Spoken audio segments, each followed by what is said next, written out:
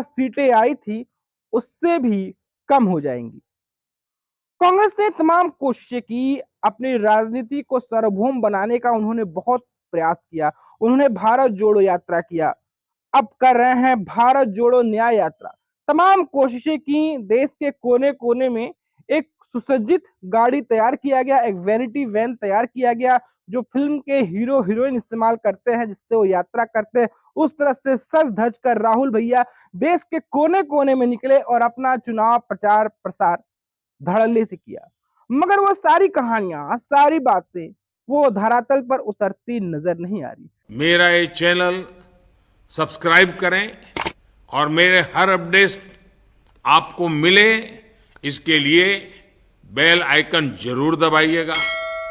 आप सभी को मेरी ढेर सारी शुभकामनाएं। नमस्कार, जय श्री राम, वंदे मातरम, हर हर महादेव। एक बार फिर आप सभी दोस्तों का आज के हमारे इस अंतर्मन पॉडकास्ट के इस पॉलिटिकल विश्लेषण विशेषांक में आपका स्वागत है। एक बार फिर हम लेकर आए हैं इस अंतर्मन पॉडकास्ट के हमारे इस पॉडकास्ट में हम चर्चा करने वाले हैं 2024 के आम चुनाव को लेकर आए एग्जिट पोल पर। ये एग्जिट पोल भारतीय राजनीति में कितना एग्जिस्ट करेगी, ये तो आने वाला चुनाव परिणाम ही बताएगा, जो मई के महीने में आएगा। मगर ये एग्जिट पोल की जो संभावनाएं जो आई हैं, जो तमाम चैनलों द्वारा बताई जा रही हैं, जताई जा रही हैं, ये विपक्ष के लिए, खासकर कांग्रेस के लिए कोई सुकून का एहसास देने वाला हरगिज नहीं। कांग्रेस लगातार प्रयासरत है और कांग्रेस अपनी जमीन तलाश रही है कि उसकी जमीन जो भारत पर काबिज थी, जो कांग्रेसी नेता पूरे भारत पर अपना नियंत्रण काबिज किए थे, जो भारत की राजनीति के सिरमौर थे, आज वो हाशिए पर है। वो चाहते हैं कि भारत पर एक बार फिर उनका नियंत्रण हो, वो भारत की राजनीति में एक बार फिर प्रासंगिक हो। मगर ये तमाम तरह की सोच है, तमाम तरह की चाहत है जो राष्ट्रवादी कांग्रेस पार्टी की, वो जो एग्जिट पोल आए हैं उसमें कहीं भी वो एग्जिस्ट होते नजर नहीं आ रहे। कहा जा रहा है कि आने वाला जो आम चुनाव है उसमें भाजपा अपने बलबूते पर स्पष्ट बहुमत लेकर आएगी और कांग्रेस पिछले चुनाव में जो उसके पास सीटें आई थी उससे भी कम हो जाएंगी। कांग्रेस ने तमाम कोशिशें की, अपनी राजनीति को सार्वभौम बनाने का उन्होंने बहुत प्रयास किया। उन्होंने भारत जोड़ो यात्रा किया, अब कर रहे हैं भारत जोड़ो न्याय यात्रा। तमाम कोशिशें की, देश के कोने कोने में एक सुसज्जित गाड़ी तैयार किया गया, एक वैनिटी वैन तैयार किया गया जो फिल्म के हीरो हीरोइन इस्तेमाल करते हैं, जिससे वो यात्रा करते हैं। उस तरह से सज धज कर राहुल भैया देश के कोने कोने में निकले और अपना चुनाव प्रचार प्रसार धड़ल्ले से किया। मगर वो सारी कहानियां, सारी बातें वो धरातल पर उतरती नजर नहीं आ रही। या कहें ये कांग्रेस जो है, राष्ट्रवादी कांग्रेस पार्टी है, ये भारत के में जन्मे आज के दौर का जो राष्ट्रवाद है, उस राष्ट्रवाद को पकड़ नहीं पाई है। इसके कई कारण हैं, कई इसके प्रासंगिक कारण हैं, कई इसके भू राजनीतिक कारण हैं, तमाम तरह के कारण हैं जिसको कांग्रेस पकड़ नहीं पाई है। कांग्रेस की अपनी एक सोच है, कांग्रेस का अपना एक इदारा है। कांग्रेस सेकुलरिज्म की राजनीति पर उतारू होती है, लेकिन आज का दौर है जो सेकुलरिज्म की हम बात करते हैं तो वो सनातन विरोध में उतर आता है। वो सेकुलरिज्म जो राम मंदिर को संविधान के लिए खतरा मानता है, वो सेकुलरिज्म जो ज्ञानव्यापी परिसर में आए नतीजे को भारत की सेकुलरिज्म को तिलांजलि देने वाली बात करता है, वो सेकुलरिज्म जो एक्ट ऑफ वर्शिप को प्रमोट करता है और भारत के जो बहुसंख्यक समाज हैं उनकी विचारधारा पर वो कुठाराघात करता नजर आता है। ये तो तमाम तरह की बातें हैं, तमाम तरह की कहानियां हैं जो कांग्रेस में डेंट लगाते नजर आती है। अब भैया लोकसभा चुनाव 2024 में हम बात करें तो बीजेपी को प्रचंड बहुमत का अनुमान बताया जा रहा है। मैं भाजपा गठबंधन की बात छोड़ दूं, मैं बीजेपी के साथ जो बीजेपी के घटक दल हैं उनकी बात छोड़ दूं, मैं एनडीए अलायंस की बात छोड़ दूं, मैं सिर्फ भाजपा की बात करूं तो ये सीएनएक्स जो पोल है उसमें भाजपा को 335 सीटें देती नजर आ रही हैं। अकेले भाजपा बहुमत का पिटारा पार करते नजर आ रही है।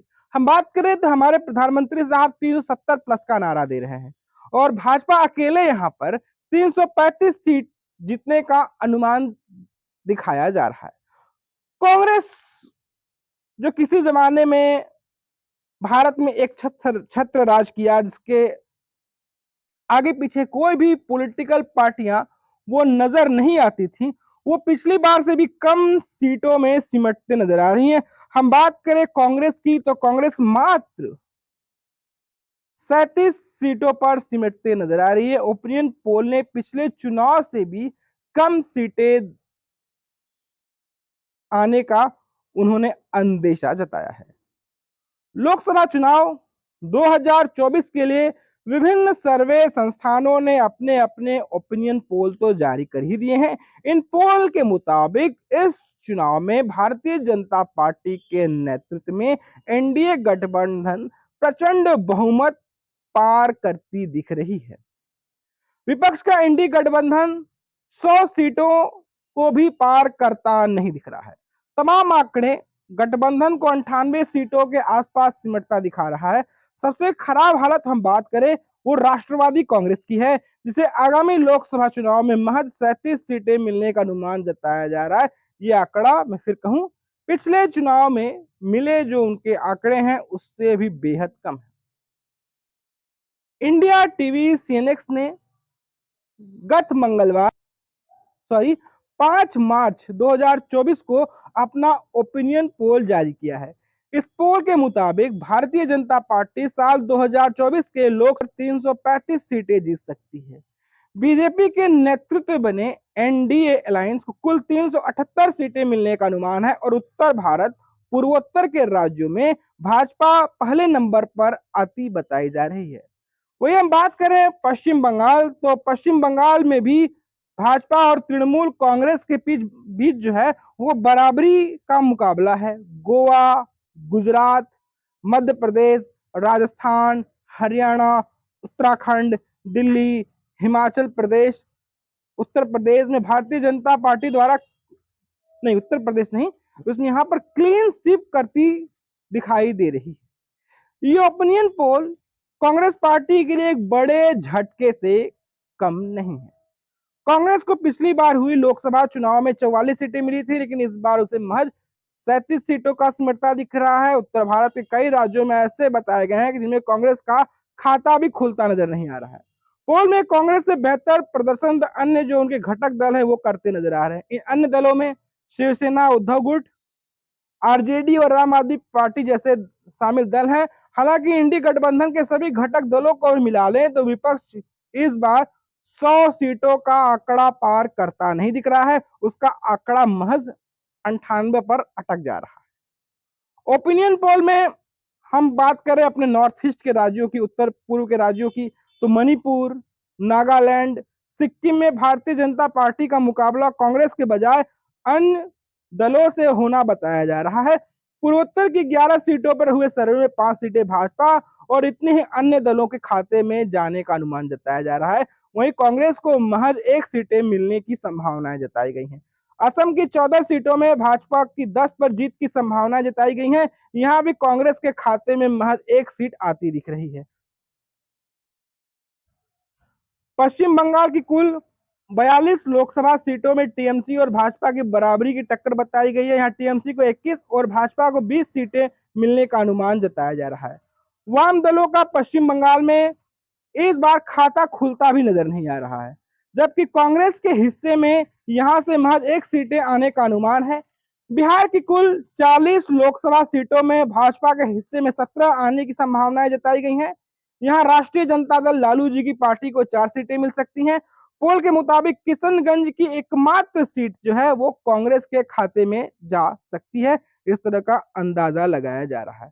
महाराष्ट्र की कुल 48 लोकसभा सीटों में भाजपा की झोली में 25 सीटें आने का अनुमान है, जबकि यहां कांग्रेस को मात्र 2 सीटें मिलने की संभावना जताई गई है। शिवसेना उद्धव गुट को 8, शिंदे गुट को 6 और शरद पवार एनसीपी को मात्र 2 सीटों से संतोष करना पड़ सकता है, जबकि अजित पवार खेमे को 4 आ सकती हैं। इस पोल में पंजाब में आम आदमी पार्टी और कश्मीर में नेशनल कॉन्फ्रेंस को बढ़त मिलती नजर आ रही है। ये साफ साफ चीजें यहां पर दर्शाती नजर आ रही।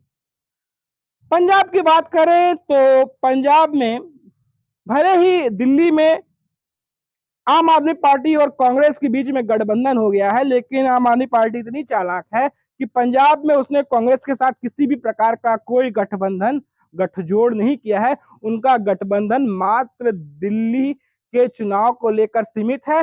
पंजाब में आम आदमी पार्टी ने कोई गठबंधन नहीं किया। पंजाब में भाजपा का कोई औचित्य नहीं है। एक बात जरूर है कि चुनाव शुरू होने से पहले भाजपा और अकाली दल के गठबंधन की बातें जरूर चल रही हैं। ये कितना असर डालेंगी, कितना नहीं डालेंगी, ये तो आने वाला वक्त ही बताएगा। हाँ, ये जरूर है कि आम आदमी पार्टी पंजाब में बेहतर करते नजर आ रही है और कांग्रेस का ही वो हालत खराब कर रही है। जम्मू कश्मीर में बात करें तो जम्मू कश्मीर में जो पूरे लोकसभा कंस्टिट्यूएंसी है, वहां पर नेशनल कॉन्फ्रेंस यानी कि फारूक अब्दुल्ला, एक बड़ी आबादी इस्लामिक वोट बैंक की है कश्मीर में। जम्मू में भाजपा को भले ही बढ़त मिल सकती है।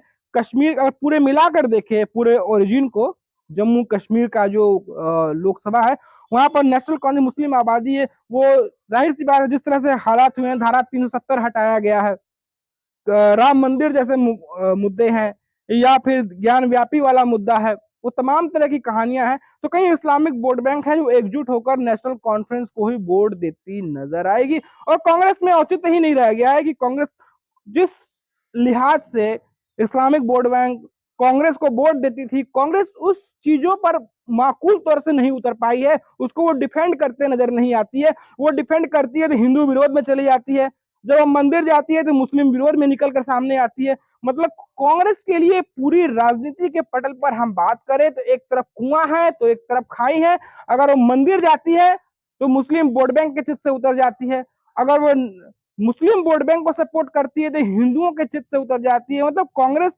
को कुछ डिसाइडेबल ही नहीं कर पा रहा है कि वो करे तो क्या करे। कि कुछ ऐसी हालत कांग्रेस के कुछ पार्टियों में है, उनके लिए समस्याएं ये घनिष्ठ और बलिष्ठ होती जा रही हैं कि उनके नेता हैं जो सनातनी हैं, जो सनातन धर्म को सपोर्ट करते हैं। जैसे हम हिमाचल की बात कर लें, हिमाचल में एक बहुल आबादी हिंदुओं की है, वहां पर लोग राम मंदिर का विरोध नहीं करते, लेकिन कांग्रेस का जो केंद्रीय नेतृत्व है, जो सेंट्रल एग्जिस्टेंस है, वो राम मंदिर के विरोध करती है क्योंकि मुस्लिम वोट बैंक उनसे ना छूटे। तो ये चीजें नुकसान जो है वो हिमाचल प्रदेश में कांग्रेस को भी होता है, क्योंकि हिंदू सोसाइटी है, देवभूमि कही जाती है हिमाचल। ये तरह की तमाम कहानियां और चाल चेहरे यहाँ पर एक्सपोज होते नजर आते हैं। अब बात कर ले उत्तराखंड की, तो उत्तराखंड में भी क्लीन स्वीप होता नजर आएगा। अब बात करें जाते जाते उत्तर प्रदेश के 80 लोकसभा सीटों में, उत्तर प्रदेश के 80 लोकसभा सीटों में कहा जा रहा है कि भाजपा ने पिछली बार 60-65 सीटें जीती थी और इस बार जो है भाजपा की करीब जो है 80 में से 70 या 75 सीटें आने का अनुमान है और 2 सीटों का नुकसान होगा उत्तर प्रदेश में, ऐसी बात कर रहे हैं। भाई उत्तर प्रदेश की कहानी हम क्या बात करें। कहा जाता है कि दिल्ली सल्तनत का रास्ता जो है उत्तर प्रदेश से होकर गुजरता है। इस दिल्ली सल्तनत में इस बार तो सोनिया गांधी भी चुनाव लड़ती नजर नहीं आ रही। उनको भी पता था कि इस बार अगर वो रायबरेली से चुनाव लड़ेंगी तो हार जाएंगी। इसी को देखते हुए राजमाता सोनिया गांधी ने अपना सीट चेंज कर लिया, वो राज्यसभा राजस्थान के माध्यम से वो राजस्थान चली गई। और लगता नहीं है कि इस बार भैया राहुल गांधी जो है वो फिर से अमेठी से चुनाव लड़ते नजर आएंगे। उनके लिए वायनाड ही एक रास्ता, एक आखिरी विकल्प नजर आ रहा है। लगता नहीं है कि वो वायनाड से चुनाव लड़ेंगे। देखिए, अभी किसी पार्टी ने पत्ते तो नहीं खोले, एक भाजपा ही एकमात्र दल रही है जिसने अपने उम्मीदवारों की 543 जो लोकसभा कंस्टिट्यूएंसी है उसमें 195 उम्मीदवारों की घोषणा की है। कांग्रेस ने अभी पत्ते नहीं खोले हैं, समाजवादी पार्टी ने पत्ते नहीं खोले हैं। बहुजन समाज पार्टी किसके तरफ जाएगी, किसके तरफ नहीं जाएगी, तमाम तरह की बातें जो है साफ साफ नजर आ रही हैं। और उत्तर प्रदेश की हम सियासत में हम बात करें तो राष्ट्रीय लोकतांत्रिक दल आरएलडी भाजपा के साथ मिल गई है, तो भाजपा को और ज्यादा बूस्ट देते नजर आ रही है। अब देखते हैं क्या होता है। ये जो कहा गया है इंडिया टीवी सीएनएक्स के सर्वे में कि 335 सीटें जो हैं वो अकेले भाजपा को आएंगी, और जो जादुई आंकड़ा है वो 272 प्लस का है बहुमत का। एक बार फिर भाजपा बहुमत में आ रही है और उनके लिहाज से, और मोदी साहब ने 370 प्लस का बात किया है, तो ये पूरे जो महकमा है एनडीए गठबंधन का, वो 370 प्लस से ऊपर जाता नजर आ रहा है। और कुछ लोग तो ऐसे भी हैं जो कह रहे हैं 400 प्लस की बातें कर रहे हैं, क्या भाजपा 400 प्लस का रिकॉर्ड तोड़ देगी? क्या राजीव गांधी को जो सरप्लस वोट मिला था, वो जो मैजिकल फिगर्स है, जो जादुई आंकड़ा है, क्या उसको अभी वो तोड़ती नजर आएगी? ये देखने और सोचने और समझने वाली बात होगी। आगे क्या होगा क्या नहीं होगा, ये तो आने वाला भविष्य ही बताएगा। तो दोस्तों, आपको हमारी कहानी कैसी लगी, आपको हमारा विश्लेषण कैसा लगा, आप मुझे जरूर बताएं। दोस्तों, अगर आपको हमारा ये कंटेंट पसंद आ रहा है तो आप हमें सपोर्ट भी कर सकते हैं, आप हमें सहयोग भी कर सकते हैं, और हमें देखते रहिए, और लाइक शेयर सब्सक्राइब और हमें सपोर्ट करते रहिए। तो फिर मिलेंगे, तब तक के लिए नमस्कार, जय श्री राम, वंदे मातरम। आपका दिन मंगलमय हो। अगर आपके पास हमारे लिए कोई सुझाव हो तो आप हमें सजेस्ट भी कर सकते हैं, और हमें डिस्क्रिप्शन में जाके आप हमें सवाल पूछ सकते हैं। तो फिर मिलेंगे, तब तक के लिए जय श्री राम, फिर मिलते हैं।